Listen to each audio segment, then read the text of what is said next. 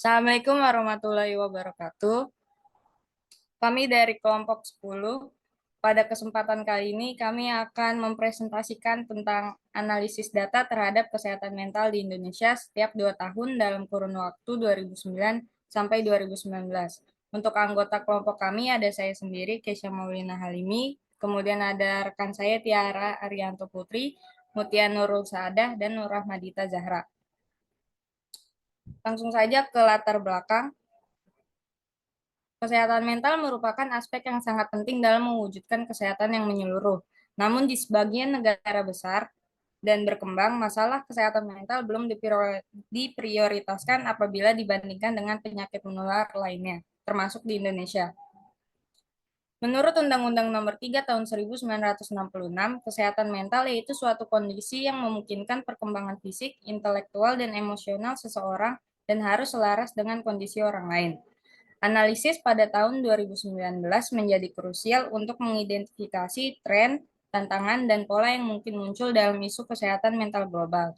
Dengan memahami kondisi tersebut, diharapkan dapat memberikan landasan yang kokoh untuk perumusan kebijakan yang lebih efektif, pencegahan, serta intervensi yang tepat guna meningkatkan kesadaran dan akses terhadap pelayanan kesehatan mental di seluruh dunia.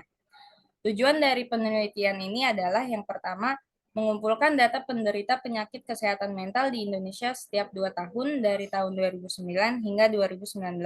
Yang kedua, menganalisis dan mengeksplorasi data penderita penyakit kesehatan mental di tahun 2009 hingga 2019. Yang ketiga, menganalisis hubungan antar data yang ada. Dan yang terakhir, menguji dan membuktikan hipotesis terhadap data-data yang ada. Bab selanjutnya akan dijelaskan oleh rekan saya, Tiara. Selanjutnya ada metode penelitian. Metode penelitian yang kita gunakan ada deskriptif analitik. Nah, deskriptif analitik ini yaitu menggabungkan analisis statistik deskriptif yang memberikan gambaran umum tentang data dengan analisis regresi atau korelasi yang memungkinkan peneliti untuk menjelajahi hubungan antara variabel-variabel tertentu dan kesehatan mental secara lebih mendalam. Selanjutnya ada jadwal penelitian kami, yaitu pada minggu 12 kami mencari data terkait dan membuat rancangan proposal. Minggu ke-13 kami membuat visualisasi data serta laporan. Minggu ke-14 kami mempresentasikan hasil analisis kami.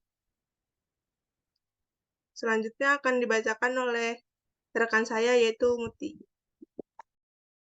Bab yang ketiga ini ada pembahasan, di mana yang pertama kami melakukan pengumpulan data penderita penyakit mental di Indonesia dalam waktu 2 tahun, dari tahun 2019 sampai 2019, ini didapatkan pada sumber Our World in Data. Kemudian data penderita penyakit mentalnya ini kami ambil berdasarkan per 100.000 orang. Kemudian penyakit kesehatan mental di Indonesia ini meliputi beberapa macam, dapat dilihat pada tabel. Ada 5 macam penyakit. Yang pertama ada gangguan depresi, skizofrenia, gangguan bipolar, gangguan makan, dan gangguan kecemasan. Kemudian yang kedua, kami melakukan pemrosesan data, di mana kami merubah semua variabel menjadi vektor dengan bahasa pemrograman R. Kemudian vektor-vektor digabung menjadi data frame. Dapat dilihat pada gambar. Data yang ada kami ubah ke dalam bentuk data frame. Kemudian yang ketiga, kami melakukan analisis statistik, di mana kami membuat pengorganisasian, penyajian, interpretasi, dan pengambilan keputusan berdasarkan data. Tujuannya untuk merangkum informasi yang terkandung dalam data, mengidentifikasi pola ataupun tren, dan menyimpulkan informasi yang dapat digunakan untuk membuat keputusan yang mendukung penelitian. Analisis statistik ini yang pertama ada analisis deskriptif, digunakan untuk merangkum dan menggambarkan karakteristik dasar dari data seperti mean, median, kuartil, dan sebagainya. Dapat dilihat pada gambar, semua datanya ini sudah dirangkum. Kemudian ada analisis korelasi, di mana berfokus mengukur sebab akibat yang menghasilkan koefisien korelasi yang mencerminkan kekuatan dari arah hubungan antara variabel. Ini membantu kita memahami apakah terdapat hubungan positif negatif atau tidak ada hubungan sama sekali antar variabelnya. Dapat dilihat pada gambar, ini analisis korelasinya yang saling menghubungkan satu sama lain. Kemudian ada analisis regresi, di mana ini digunakan untuk memahami hubungan sebab akibat antara satu atau lebih variabel independen dan variabel dependen. Tujuannya untuk memodelkan pola hubungan ini memungkinkan kita untuk memprediksi atau menjelaskan nilai variabel dependen berdasarkan nilai variabel independen. Dapat dilihat pada gambar, secara keseluruhan ini pada model regresi menunjukkan bahwa variabel tahun dan kesehatan mental secara bersama-sama ini memiliki pengaruh yang signifikan. R-squared yang cukup tinggi yaitu 0,9557 ini menunjukkan bahwa model mampu menjelaskan sebagian besar variabilitas dalam data. Kemudian yang terakhir ini ada uji hipotesis yang akan dilanjutkan oleh rekan saya, Dita. Uji hipotesis dilakukan berdasarkan hasil analisis regresi linear yang telah diperoleh dengan masing-masing variabel. Uji hipotesis dilakukan dengan memeriksa nilai p-value yang terkait. Berikut adalah uji hipotesisnya. Yang pertama, coefficient intercept, di mana berjumlah 5152.3243 dengan t-value 9.294 dan p-value 0,00746 lebih kecil dari 0,05. Oleh karena itu, kita dapat menolak H0. Ada bukti yang cukup untuk menyatakan bahwa intercept memiliki pengaruh yang signifikan terhadap variabel dependen. Selanjutnya, coefficient tahun. Berjumlah min 3.0329 dengan t-value min 7.839 dan p-value 0,001430 lebih kecil dari 0,0005. Oleh karena itu, kita dapat menolak H0. Ada bukti yang cukup untuk menyatakan bahwa tahun memiliki pengaruh yang signifikan terhadap variabel dependen. Selanjutnya, 3.4 visualisasi data. Berikut adalah gambar visualisasi data menggunakan bar plot. Selanjutnya, ada gambar visualisasi data menggunakan barcode dengan keterangan warna penyakit.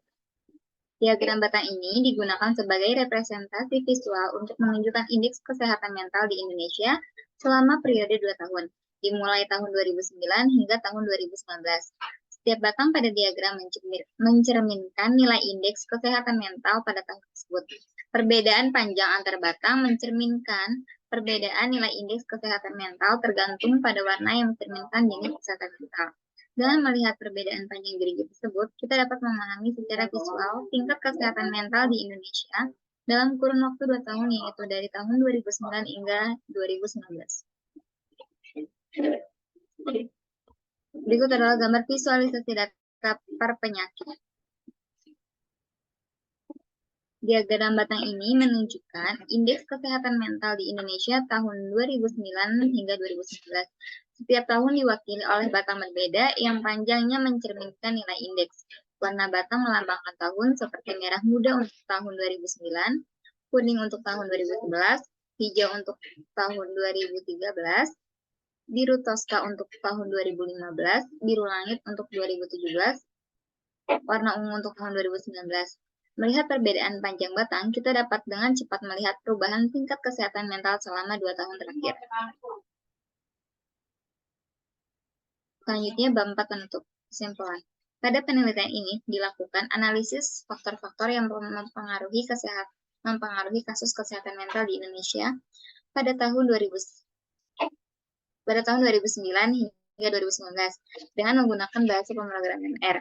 Pendekatan yang digunakan meliputi pengumpulan analisis, perbandingan, dan pemeriksaan data yang lebih rinci mengenai kesehatan mental di Indonesia. Penelitian ini berfokus pada faktor-faktor yang berpotensi mempengaruhi banyaknya kesehatan mental di Indonesia.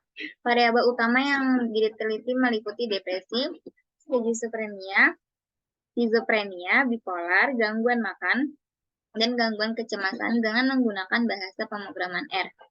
Hasil analisis ini akan memberikan kontribusi yang signifikan untuk lebih memahami masalah kesehatan mental di Indonesia pada tahun 2009 hingga tahun 2019.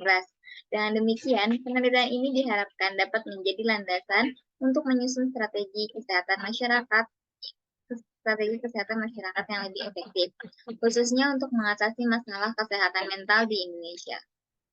Penelitian ini diharapkan dapat memberikan kontribusi berharga terhadap pemahaman faktor-faktor yang terlibat dalam kesehatan mental dan mungkin berguna dalam merencanakan kebijakan kesehatan di masa depan.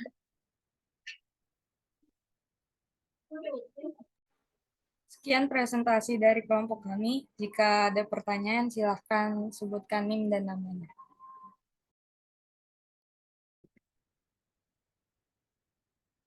Baik, terima kasih kepada kelompok Keisha yang sudah mempresentasikan hasil kerjanya. Saya ingin bertanya, kenapa kelompok kalian mengambil tema kesehatan mental? Baik, mungkin bisa ditampung dulu pertanyaannya. Jika ada yang ingin bertanya lagi. Saya izin bertanya. Pada penelitian ini, kalian mencoba memberitahu peningkatan dan penurunan kasus kesehatan mental setiap 2 tahunnya. Namun, apa yang menjadi penyebabnya? Apa yang mempengaruhi peningkatan atau penurunan kasus kesehatan mental setiap tahunnya ini?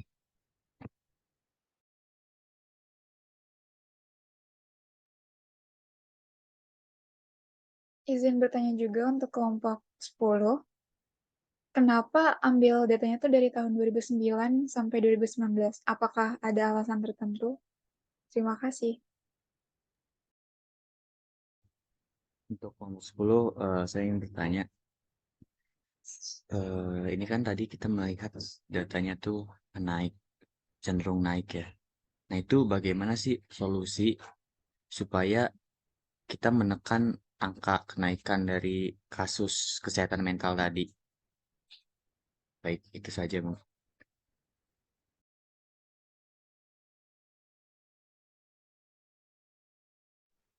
Baik, terima kasih atas pertanyaannya. Selanjutnya kami akan menjawab pertanyaan-pertanyaan yang telah ditanyakan oleh teman-teman.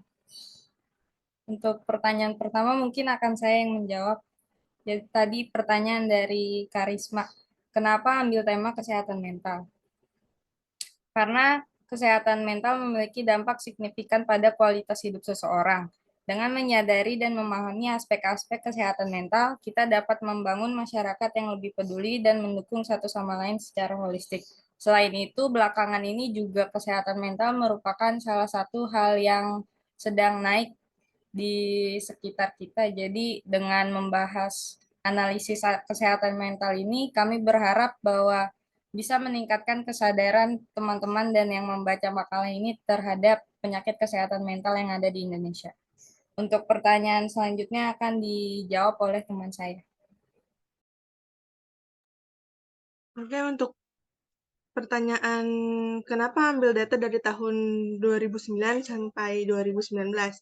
Alasan kami mengambil rentang tahun 2009 sampai 2019 adalah pertama, rentang waktu yang panjang seperti itu memungkinkan untuk melacak tren jangka panjang dari data yang ada. Kedua, jangka waktu tersebut juga bisa mencakup periode signifikan dalam perubahan sosial, ekonomi, dan teknologi yang dapat berpengaruh terhadap kesehatan mental. Dengan demikian, memperluas cakupan data hingga 10 tahun tersebut memungkinkan kita untuk memahami lebih baik bagaimana perubahan-perubahan dalam berbagai aspek kehidupan bisa berdampak pada kesehatan mental masyarakat. Selanjutnya akan dijawab oleh rekan saya.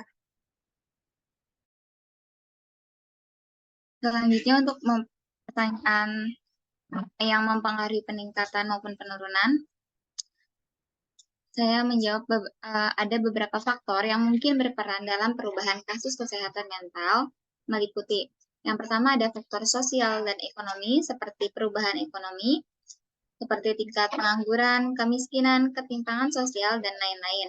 Selanjutnya ada faktor pendidikan dan kesadaran masyarakat tentang kesehatan mental dan akses terhadap informasi tentang masalah kesehatan mental dapat mempengaruhi jumlah kasus yang dilaporkan. Selanjutnya, terdapat faktor teknologi dan media sosial, di mana media sosial bisa memberikan dukungan sosial tetapi juga dapat meningkatkan tekanan sosial dan perbandingan sosial yang berdampak negatif pada kesehatan mental. Selanjutnya ada faktor stigma dan akses terhadap pelayanan kesehatan mental. Stigma terhadap kesehatan mental dapat mencegah orang mencari bantuan atau perawatan yang mereka butuhkan. Akses terhadap pelayanan kesehatan mental juga bisa mempengaruhi tingkat laporan kasus. Selanjutnya ada faktor perubahan budaya dan gaya hidup.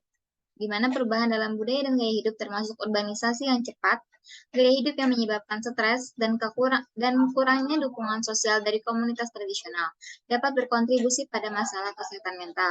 Yang terakhir, ada faktor krisis atau peristiwa traumatis, krisis ekonomi, bencana alam, konflik sosial, atau peristiwa traumatis lainnya yang dapat meningkatkan jumlah kasus kesehatan mental dalam jangka pendek maupun panjang. Perubahan dalam laporan kasus juga bisa dipengaruhi oleh peningkatan kesadaran dan pemahaman tentang kesehatan mental. Terkadang peningkatan kasus yang dilaporkan juga bisa menjadi hasil dari upaya untuk mengurangi stigma dan meningkatkan ketersediaan layanan kesehatan mental. Selanjutnya akan dibacakan oleh rekan saya, Mutia. Untuk pertanyaan terakhir, gimana sih solusi biar nggak terjadi peningkatan penderita kesehatan mental? Ada beberapa solusi. Yang pertama, kita harus meningkatkan kesadaran tentang kesehatan mental termasuk pemahaman seperti gejala, pengelolaan stres, dan cara mencari bantuan saat diperlukan. Kemudian solusi yang kedua itu memastikan layanan kesehatan mental yang terjangkau dan tersedia bagi semua orang.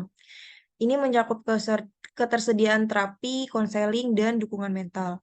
Kemudian solusi yang ketiga ini bisa dengan membangun komunitas yang mendukung, termasuk jaringan dukungan sosial, program-program sosial, dan kegiatan yang promosikan kesehatan mental. Solusi yang keempat bisa memerangi stigma terhadap masalah kesehatan mental dengan mendidik masyarakat, mengkampanyekan informasi yang akurat, dan mendorong pembicaraan terbuka tentang kesehatan mental. Kemudian solusi yang kelima ada intervensi dini, yakni mengidentifikasi gejala-gejala awal masalah kesehatan mental dan memberikan intervensi secepat mungkin. Kemudian ada mendorong lingkungan kerja yang sehat secara mental dengan mengurangi tekanan pada pekerjaan yang berlebihan, memberikan akses terhadap konseling, dan mendukung keseimbangan kehidupan kerja pribadi. Dan yang terakhir, mengintegrasikan pemahaman tentang kesehatan mental dalam kurikulum pendidikan dan memperkenalkan strategi pengelolaan stres sejak dini.